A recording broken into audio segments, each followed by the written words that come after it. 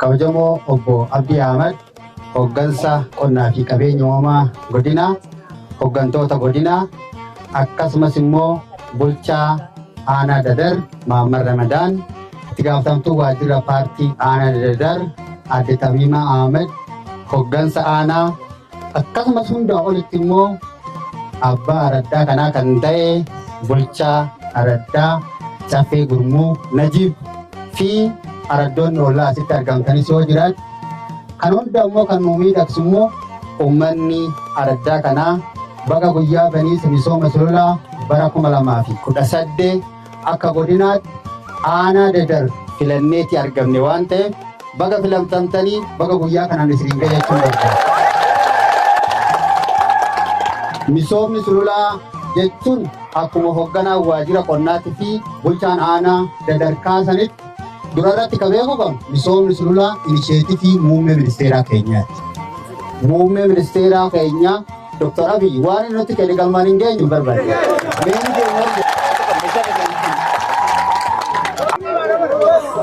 Misooma sululaa bara 2018 akka godina Harargee Bahaatti aanaa 21 gandoota baadiyyaa 498 sululoota 498 lafa hektaara 249 irratti yeroo bannu bara kana tokko jennee kan jalqabne aanaa Dadar ganda Caffee Gurmuu waan ta'eef misooma sululaa jechuun jalqaba irratti wabii nyaataa mirkaneessu. Wabii nyaataa keenya mirkaneessu. Armaan dura seenaa keessattis Oromoon duudhaa qaba. Duudhaa isaa keessatti kadhataa miti. Hojii aadaa hojii keenyaa fooyyessuu dhabuu irraa kaka'e sulula keenya hidhuu dhabuu irraa kaka'e lafti akkuma hoogganaa waajjira qonnaa godinaa kaasan biyyeen irraa dhiqamee lagatti makamee uummanni keenya hanqina roobaa nu mudatu cinaatti hanqinni misoomsuu dhabuu keenya waan ture yeroodhaa gara yerootti immoo akka godina Harargee Bahaatti godinaalee misooma sululaa hojjechuudhaan akka godinaatti tokkoffaa akka Oromiyaatti tokkoffaa akka Itoophiyaatti illee misooma sululaatiin godinni Harargee Bahaa tokkoffaadha. Kana keessa immoo qoonni aanaan Dadar qabu baay'ee olaanaadha waan ta'eef baranallee dachaan akka dabaltan jechuun guyyaa 39 qofa keessatti fixuu dandeenyee jirra. Isin immoo guyyaa 20 keessatti akka fixan baay'ee namaa yeroo ilaalu baay'een gammadeetti jira jechuudha. Namni dhufe kun hundinuu meeshaa yoo qabaate yoo hojjete gaara kana qofaa miti kabiraatti illee hojjechuun danda'u sirra jiraata. Sulula kana qofa osoo hin ta'in sa'a dura asitti hojjetanii sa'a booda immoo iddoo biraatti hojjechuudha. Kana qofa osoo hin taane sulula hojjechuun qoftiin immoo galmaa miti. Galmi guddaan sululoota hojjetame kunuunsuu, eeguu, biqiltuu dhaabuu. Uummanni naannoo kanaallee kanarratti sirriitti qabachuun immoo baay'ee barbaachisaadha jechuudha. Ganama kana qophii sulula kanaatiif biqiltuu qophaa'aa jiru ilaallee jirra jechuudha. Wanti nama gammachiisu baay'ee ni jira waan ta'eef kana sirriitti qabachuu danda'utu isinirra jiraataa waan jiru san qabna. Xumura irratti barri 2018 nuuf bara guddaa. Tokkoffaa filannoo keenya bara 2018 kan ittiin gaggeeffanne. Isa kana immoo hojii misoomaa keenya kan itti mul'ifnu. Kanaaf immoo uummanni keenya kan of qopheessu. Qophiin isaa misoomu, qophiin isaa nageenyu eeggachuu. Wanna biraa isin nu beekta hedduu kaasuu hin barbaanne. Kanaafuu galata guddaa isinii qabna.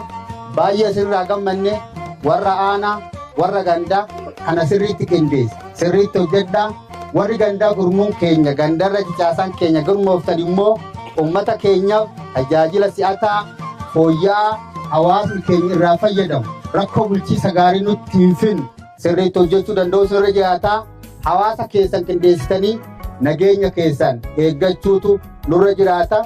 Inni kun tokkoon utubaalee paartii sadeen mootummaa uummata badhaadhina kan jennuun gurmoomnee hiyyummaadhaan nagaatti jechuu qabu. Hiyyummaa nagaatti jedhame. Dabka fiitiin biyya fi jiranii galatoomaan jaa.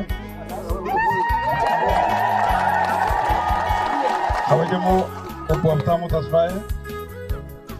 Kabajamoo Aadde Aziizaa Daawit. Kabajamoo Mahammad Ramadaan.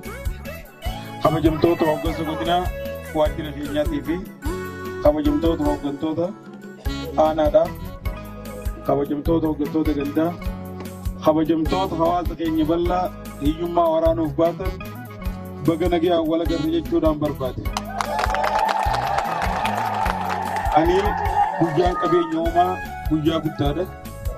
Qabeenya uumaa kuni ilma namaarra baay'ate malee silaa bakkatti ofiin of deebisa. Gaarri beeyladaa irraa dhorkine miila namaan seenne deebi'ee fi eebbisooma. Amma gaara nuti jaldeessaa dhiisuu hin dandeenyu. Gaara keessa jiraachuu barbaanna. Gaara irraa jiraachuu barbaanna. Gaara irraa misoomuu barbaanna. Ilmaan itti barsiifachuu barbaanna. Ilmaan itti guddifachuu barbaannaa isa godhuudhaaf garuu dachii teenya hidhuudha. Yoo dachii teenya hiine gaara kanarraa hamaa chaayinaan keessaa nyaachuu jirti. Dachii teenya hiinee baardaafii dhaabuu hin qabnu. Dachii teenya hiinee gaattiraa dhaabuu hin qabnu. Dachii waa biqilchitu waan firii isaa nyaatan biqilchitu gaara keenya hundaa dhaabnu. Warri daddarmoo gaara dachii teessan guututti gaara misoomsaniitis qabeenya rabbiin namaa kan ittiin jiraachuu ni danda'anii obsaan gudbii ilaala. Haa gaafa baakeetii atiimi gaafuma ati ijoolleetu dhagaa qacoollatti mul'anne irfiillee gubbaa dabruu dandeessu. Shibata ol hin dhaqqabne har'a ol biyya jira. Biyyeen sana eessa dhayitti? Oguu kuttee eessa dhayitti? Gibsi tana bartee yaa'ii nu godhu jirti jechuudha. Nummoo biyyee teenya asitti hambifnaadha. Biyyeen ilmaan keenya guddisuu diddee ilmaan namaa guddisuu jirti. Ani tanumaa garaa isin dhaame hooggansa keenya kallattiin nuuf kaayanii yaada bal'aa nuuf haasanii galatoomaa jechuu barbaada. Kaleessa gaantira dhaabaa turre har'a maal dhabna? Biqiltuu nyaadhaaf ababaatuu dhaabna waan ta'eef nutis akka aanaa diidanitti gaarri kun akka kaleessaan ta'u jechuudha. Gaarri kun gaattiraan ta'u. Gaarri kun gaara maaliiti? Gaara appiliiti jechuudha. Gaara appilii dhaabna jennee biqiltuudhaanis qophaa'aa jirra waan ta'eef ani uummanni keenya akkuma irraa kana caalatti gaara kana hanga gaditti cabsinee humna qabnu kana cabsinee hanga dakaa bishaan gadii huurisanitti cabsinee arra baniisa waan ta'eef kana caalaa halkanis guyyaas hojjennee hiyyummaa gadi fageessuu qabna waan ta'eef nama hojjete Ameerikattis biyyoota addunyaa guddatan keessattis nama hojjetee jiruuf jireenya isaa fayyeessuu danda'a waan ta'eef hojiin guddaa nuti qabnu lafa waan ta'eef humna guddaa qabnu kana immoo lafarratti ciccinee gaara kana akkuma har'a eegale kanatti humna uwwituudhaan subiin baatan irraa akkuma har'aa kanatti aadaa hojii jijjiirree sa'a 12 baanee hanga sa'a 6tti hojjennee hanga gadi cabsinee sa'a booda immoo yeroo jiraatiimi ooluu keenyaa saba kanaan akka namni jiraachaa deemna waan ta'eef ani baay'ee na gammachiisanii ulfaa daachuun barbaada.